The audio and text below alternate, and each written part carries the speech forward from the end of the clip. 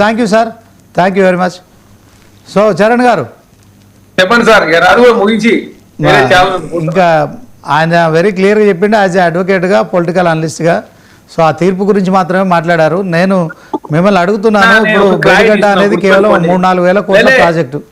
ఇక్కడ ఒకటి మాత్రం వస్తాం, అసెంబ్లీ అసెంబ్లీ సాక్షిగా PC coach commission report, NDAC report, state government vigilance report, ఈ 3 రిపోర్ట్ల ఆధారంగా సిబిఐ విచారణ చేయాలని కోరిరు. ఇక్కడ పీసీ కోచ్ కమిషన్ తప్పు అనేది కొన్ని టెక్నికల్ ల్యాబ్స్ ఉన్నాయి. అలా అని చెప్పేసి హరీష్ రావు గారు, కేసీఆర్ గారు పూర్తిగా నిర్దోషాన్ని ప్రకటించలేదు. టెక్నికల్ ల్యాబ్స్ ఉన్నారు కాబట్టి పూర్తి స్థాయి ఆర్డర్ వచ్చిన తర్వాత రాష్ట్రంలో ఏ విధంగా ముందుకు పోతారో చూసుకుంటారు. తర్వాత సిబిఐ విచారణ చేసుకోవచ్చు అని చెప్పేసి చాలా స్పష్టంగా రాష్ట్ర ప్రభుత్వం కోరుతా ఉంది. అదే కాకుండా నిపుణులు కూడా అదే చెప్తా ఉన్నారు. కాబట్టి ఖచ్చితంగా సిబిఐ 45 గంటల్లో కేసు బుక్ చేస్తా అని చెప్పిన కేంద్ర ప్రభుత్వం ఏ విధంగా ముందుకు పోతే చూడాలి. సిబిఐ కేసులు బుక్ కాకుండానే హరీష్ రావు గారు, వినోద్ రావు గారు ఢిల్లీలో చాలా మంది అదేవిధంగా కేంద్ర నాయకులు కలిసినని చెప్పి సమాచారం వస్తుంది. ఈ రోజేమో జడ్జిమెంట్ ఈ విధంగా వచ్చింది. కాబట్టి సిబిఐకి మరొకసారి రాష్ట్ర ప్రభుత్వం నిర్ణయం లేఖ రాసింది. కాబట్టి సిబిఐ కేసు బుక్ చేయాలని చెప్పి కాంగ్రెస్ పార్టీ కోరుతా ఉంది. 1,80,000 కోట్ల రూపాయలు ఇరిగేషన్ ప్రాజెక్టులు ఖర్చు పెట్టారు. ఒక ప్రాజెక్ట్ కూడా ఇప్పటివరకు 1 ఎకరా కూడా బారని పరిస్థితి. మేడిగడ్డ, అన్నారం, సుందీల కావచ్చు, సీతారామ ప్రాజెక్ట్ కావచ్చు, పాలమూరు రంగారెడ్డి కావచ్చు, సమ్మక్క సారక్క కావచ్చు, తెలంగాణ రాష్ట్రంలో ఏ ప్రాజెక్ట్ ద్వారా ఎకరం కూడా బారడం లేదు. అదే 36,000 కోట్ల రూపాయలు ఇన్స్టాల్మెంట్ వడ్డీలు రాష్ట్ర ప్రభుత్వం చెల్లించింది. కాబట్టి కేసీఆర్ గారి ప్రభుత్వ ఆయనలో 30% కమిషన్ అభివృద్ధి కట్టాల్సిన చోట ప్రాజెక్ట్ కట్టకపోవడం, డిజైన్ లోపాలు, తర్వాత టెక్నికల్ లోపాల మూలంగానే మేడిగడ్డ ప్రాజెక్టు కుంగింది. 28 పిల్లర్లు ఉన్నటువంటి ప్రాజెక్టు 1 పిల్లర్ కుంగినా కూడా మొత్తం కొలాప్స్ అయ్యే అవకాశం చెప్పి చాలా స్పష్టంగా పార్లమెంట్ ప్రకటించింది. కాబట్టి ఇవన్నీ కూడా టెక్నికల్ అంశాలు. కాంగ్రెస్ పార్టీ వాదన మాత్రం ఎవరినో ఇబ్బంది పెట్టాలన్న ఉద్దేశం కాంగ్రెస్ పార్టీ లేదు. ఖచ్చితంగా బాధ్యత మీద చర్య తీసుకునే ప్రయత్నం ప్రభుత్వం ముందుకు పోతుంది. చరణ్ గారు ఇప్పుడు పైకోర్టుకు వెళ్తారా, లేకుంటే మీరు సిబిఐ ఎంక్వైరీ కోరుతారా? ఏం చేయాలనుకుంటున్నారు? లేదు, సిబిఐ కోర్టే. సిబిఐ ఆల్రెడీ ఆ అంశం వేరు. ఆ అంశాన్ని దీన్ని జోడించాల్సిన అవసరం లేదు. ఇక్కడ హైకోర్టులో వాదనలు అయిపోయినా ఆర్డర్ కాపీ వచ్చిన తర్వాత ఫర్దర్ గా పూర్తిస్థాయి ధర్మాసనం ఉంటుందా, లేకపోతే సుప్రీంకోర్టు పోవడా, ఈ అంశం వేరు, ఆ అంశం వేరు.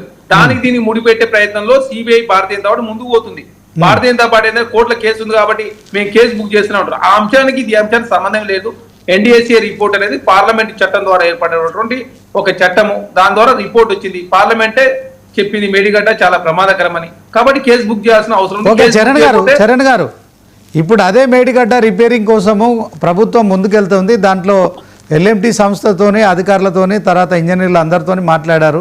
రేవంత్ రెడ్డి గారు, భారీ నీటిపారుదల శాఖ మంత్రి ఉత్తమ్ కుమార్ రెడ్డి వీళ్ళందరూ కూడా వెళ్ళారు. మీడియా సమావేశంలో మాట్లాడడం, మరి ప్రజల సొమ్ము ఇది, ఖచ్చితంగా మరి దీన్ని రిపేర్ చేస్తున్నామని చెప్పడం కావచ్చు. ఇప్పుడు ఒకవైపు మళ్ళీ హైకోర్టు తీర్పు కావచ్చు, రేపు పొద్దున మీరు సిబిఐ ఎంక్వైరీ అంటున్నారు, ఇంకో కోర్టుకు అంటున్నారు. సో ఇదంతా మరి అది పనికిరాదు అన్నప్పుడు రిపేరింగ్ కూడా చేయించొద్దు కదా సార్? ఇక్కడ ఒకటి ప్రజల సొమ్ము కేసీఆర్ గారి ఇంటి సొమ్ము కాదు. కాబట్టి దాన్ని ఉపయోగంలో తీసుకురావాలనేది ప్రభుత్వ తాపత్రయం. ఎందుకంటే 93,000 కోట్ల రూపాయలు ఖర్చు పెట్టుకున్నాం. ఎవరు ఖర్చు పెట్టినా అది ప్రజల సొమ్ము. రాష్ట్ర ప్రభుత్వ ఖజానా 36,000 కోట్ల రూపాయలు రాష్ట్ర ప్రభుత్వం ఇన్స్టాల్మెంట్ ఇంట్రెస్ట్ చెల్లించినాం. కాబట్టి దాన్ని ఉపయోగంలో తీసుకొచ్చే ప్రయత్నమే తప్ప దాన్ని నిరుపయోగం ఉంచే ఉద్దేశం కాంగ్రెస్ ప్రభుత్వం లేదు. అదే కాకుండా సిబిఐ ఇప్పుడు కేసు బుక్ చేయకపోయినట్లయితే రాకేష్ రెడ్డి గారు చెప్పినట్టు 6 శాసనసభ్యులు బీఆర్ఎస్ పార్టీ బీజేపీ పొత్తు పెట్టుకునే ప్రయత్నం జరుగుతుంది. అదే కాకుండా కార్యదర్శి వ్యవహారంలో డిఓపిటి లేట్ చేశారు. తర్వాత ఇక్కడ సిబిఐ కేసు బుక్ చేయకుండా కోర్టుకు ముడిపెట్టే ప్రయత్నం జరుగుతూ ఉంది. కాబట్టి బీఆర్ఎస్ పార్టీ ఇప్పటివరకు పొత్తు విషయంలో వాళ్ళు ప్రస్తావించలేదు. అదే కాకుండా BRS party, Bharatiya Janata party ఏమో రాకేష్ రెడ్డి గారు నోటీస్ కూడా ఇవ్వలేకుండా వాళ్ళ వ్యక్తిగత అభిప్రాయం చెప్పేసి బండి సంజయ్ గారు మాట్లాడుతూ ఉన్నారు. కాబట్టి సిబిఐ కేసు బుక్ చేయాల్సిన బాధ్యత ఉంది. ఎన్డీఏసీ రిపోర్టు పార్లమెంట్ చెప్పిన విధంగా ఖచ్చితంగా అందులో అవకతవకలు జరిగిన మాట వాస్తవం. సిబిఐ కేసు బుక్ చేసినట్లయితే కోసి కమిషన్ కి ఏదైతే ఆధారాలు ఇచ్చినామో అన్ని ఆధారాలు చేయడానికి ప్రభుత్వం సిద్ధంగా ఉంది. మేడిగడ్డ, అన్నారం, సుందీల. ఎందుకంటే మేడిగడ్డకే ఎన్డీఏసీ రిపోర్ట్ ఇచ్చింది కదా, అన్నారం, సుందీల అని చెప్పేసి పెద్ద టెక్నికల్ అంశాన్ని తీసుకొచ్చే ప్రయత్నం జరుగుతూ ఉంది. 93,000 కోట్లలో 4,000 కోట్ల మేడిగడ్డ మిగతా ఏందని అంటా ఉన్నారు. అయ్యా మిగతా అంశాలకు సంబంధించి కోసి కమిషన్ కి ఏదైతే ఇచ్చినామో అన్ని వేయడానికి ప్రభుత్వం సిద్ధంగా ఉంది. మీరు ఎఫ్ఐఆర్ నమోదు చేస్తే ఆధారాలు సమర్పించడానికి ప్రభుత్వం సిద్ధంగా ఉంది. కోర్టు అంశం వేరు, సిబిఐ అంశం వేరు. కాబట్టి అదే కోడిగుడ్డును అదే గుండును పోడుగుడు అనవసరంగా లెక్కగట్టే ప్రయత్నం బీఆర్ఎస్ పార్టీ భారతీయ చేస్తా ఉన్నాయి. కాబట్టి దయచేసి సిబిఐ కేసు బుక్ చేసి ఖచ్చితంగా చర్యలు తీసుకోవాలని చెప్పి కాంగ్రెస్ పార్టీ భావిస్తాం.